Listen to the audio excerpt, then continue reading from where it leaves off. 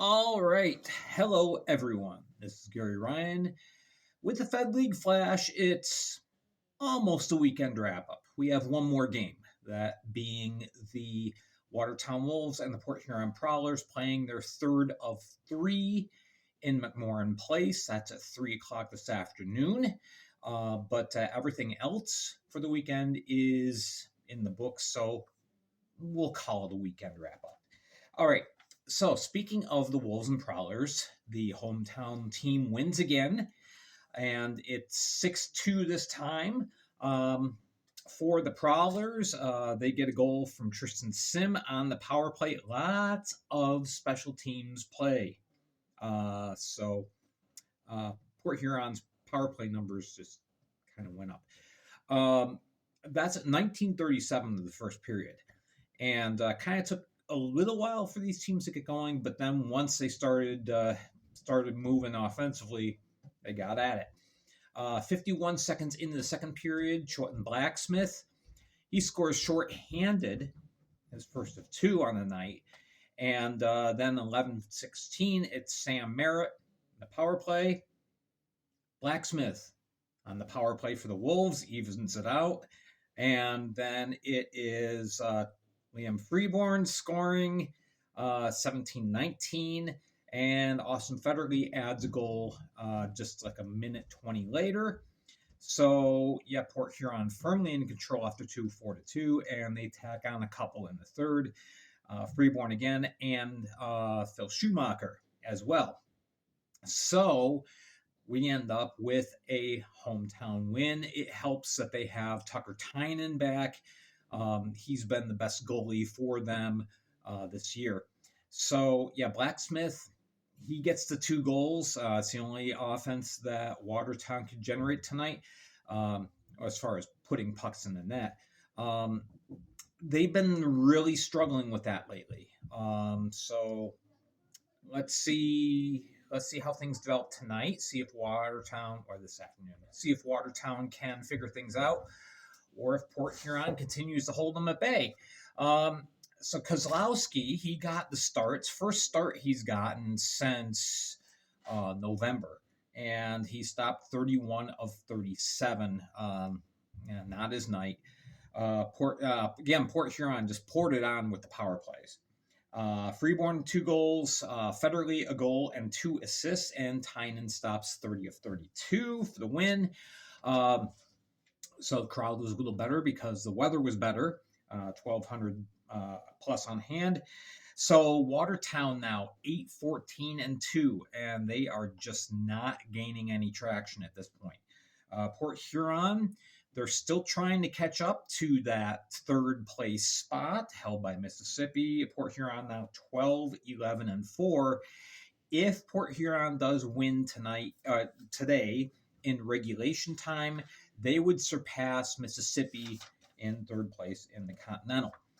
All right, the rematch, Binghamton taking on Danbury at the Danbury Ice Arena. And there were not the dramatics that we had last night. There was no miraculous comeback. There was no controversial calls. All in all, a pretty meh game.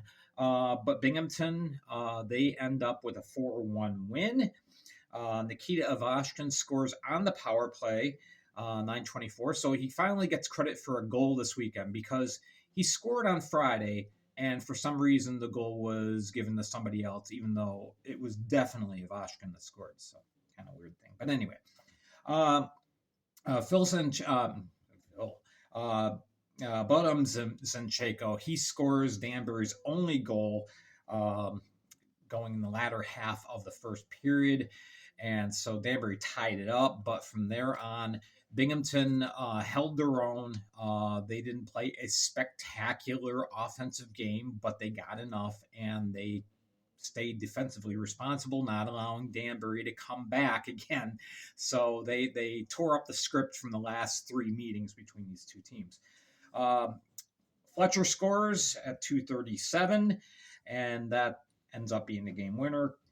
Tyson Kirkby scores shorthanded at 4:15, And then things stay 3-1. Finally, towards the end, Connor McCollum gets pulled, and after a couple of attempts to score an empty net goal, including one by Binghamton goaltender Connor McAnanama, he tried to do the Shesterkin and just missed, like Shesterkin. Austin Thompson finally scores that empty net goal at 1907, and there's your 4-1 win. Thompson, not only that empty net goal, but also had a couple of assists on the night. Kirkby with a goal and assist. McAnanama stopping 33 of 34. Zinchenko with the lone goal for the hat tricks, and McCollum stopping 34 or 37 in just over 57 minutes played. I've got to say, McCollum made a couple of highlight reel saves in the latter half of the second period and into the third period. So this could have been a lot worse for Danbury than 4-1. McCollum played very, very well. So full house, 2,700 plus in DIA. Binghamton climbs to 19-2-6. Danbury 15-11-2. Their 5-game winning streak is now snapped. So they'll have to start a whole new winning streak next weekend against Binghamton, in Binghamton. All right, Motor City. They've been kind of struggling as of late, but they got their hero back. They got the Dark Knight of Fraser back, Trevor Babin. He takes his place in goal, and it ends up making all difference in the world. Not putting down Rico Gonzalez, but Babin, he just, he was able to shut the door. So, Adam Kuhn, he scores the first goal for Motor City. It's countered by Dmitro Babenko, who he hasn't played in like 3 years, played for the old Elmira Enforcers, but played very well in his first game back.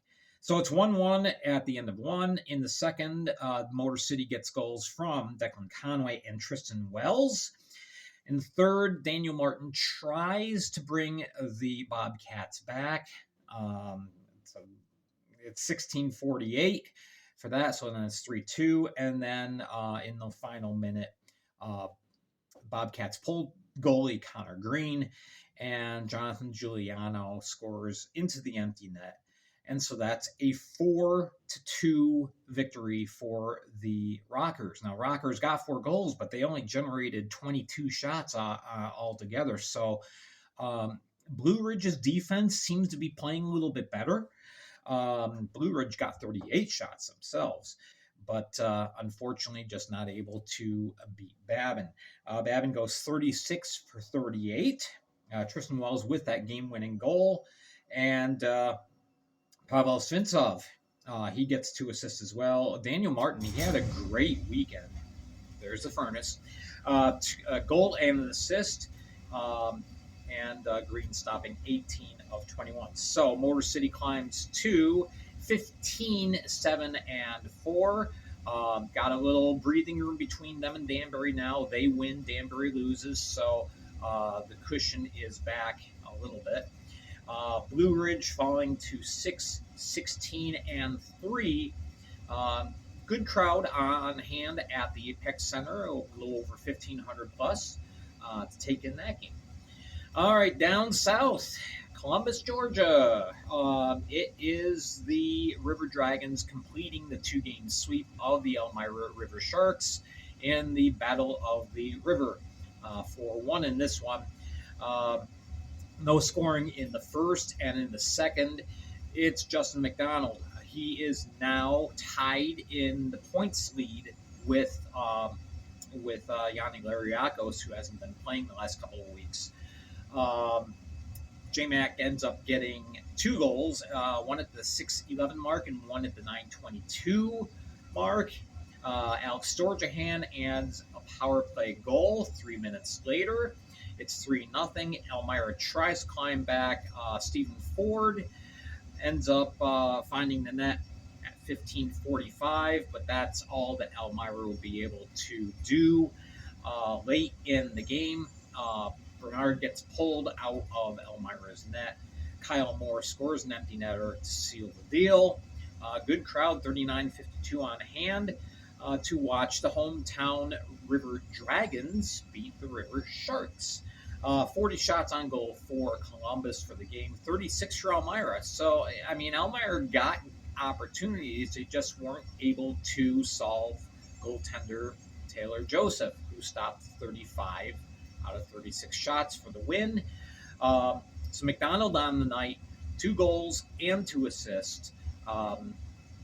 Spoiler alert, he's going to be one of the 5 stars of the week. For Elmira, Stephen Ford with the only goal. Sammy Bernard ends up stopping 36-39 in 59-21 of ice time. Elmira still mired in last place in the Empire Division at 7-16. Columbus now widens their lead on Idle Carolina by a couple points. They are 19-3-2. Final game of the night, and boy, I tell you what, I've got to tip my hat to the Mississippi Seawolves. They started the game shorthanded. There was hope that Lariakos would be able to play. He wasn't ready to go. With the suspensions to Pinkowski, Russell, and Pace, they were down to 15 dressed. So, they had everything going on against them. And Baton Rouge, they come in and they score the first 2 goals. Goals by Bryce French and Scott Chirac. And after one, it's 2-0 Baton Rouge. Mississippi fans have got to be sweating a little bit, but they climb back. Philip Wong scores at 11:11 of the second period, and Joakim Nilsson, he got his mojo back. He scores at 14:48, and so after 2, now it's tied. In the third, Baton Rouge goes back up on a goal by Tyler Larwood, but in the waning minutes, they pulled Mississippi pulls D'Aloisio for the extra attacker, and Matt Stoya ends up finding the net at 19:49 to tie things up and send things into overtime.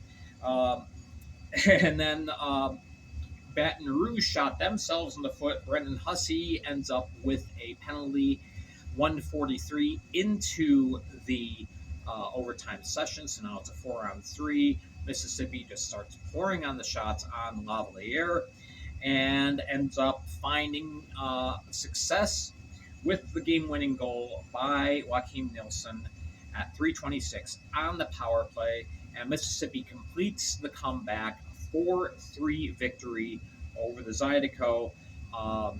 And again, shorthanded. So Baton Rouge now 7-16-3, holding on dearly to that 5th place spot because Blue Ridge is back on their heels again. Mississippi still holding on to spot number 3, 14-14-1. Of course, it was only 2 points instead of 3 because it was an overtime victory, but Mississippi, you'll take it. So yeah, Larwood and Bryce French with the goal, with a couple of the goals for Baton Rouge. Lavalier, a great night. He stood on his head, but when you give up 49 shots, eventually your few are going to leak in, and so he stopped 45. And he did what he could. For Mississippi, Joakim Nilsson with the 2 goals, including the game winner. Matt Stoya with a goal and an assist. And D'Aloisio, what can you say? He ends up sharing a shutout yesterday with Joe Shepard, Friday night. And then Saturday, he stops 36 of 39 and makes the big saves when he has to. So there you go.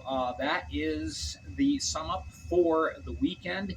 Things are going to be a little different this week. I'm going to be switching power rankings. That'll be on YouTube tomorrow. And because of the fact that there's a late afternoon game.